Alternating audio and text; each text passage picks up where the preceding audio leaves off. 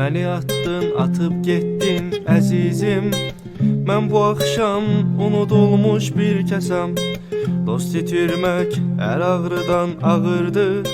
Bir gecədə qara saçın ağardı. Məni attın, atıb getdin əzizim. Mən bu axşam unudulmuş bir kəsəm. Dost itirmək hər ağrıdan ağırdı. Bir gecədə qara saçın ağardı. Əldə bir qədər şərab səni əvəz eləmir. Həsrətli xatirələr səni əvəz eləmir.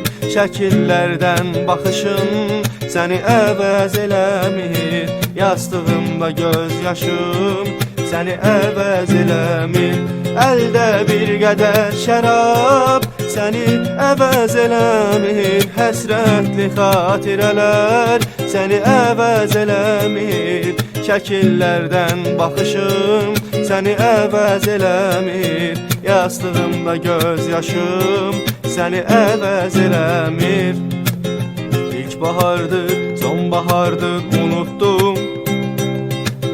Dan yerini kipriyimlə qanattım. Niyə mənə qismət oldu intizar? Ürəyimə niyə yağdı yağışlar? İlk bahardı, sonbahardır unuttum. Dan yerini kipriyimlə qanattım. Niyə mənə qismət oldu intizar? Ürəyimə niyə yağdı yağışlar?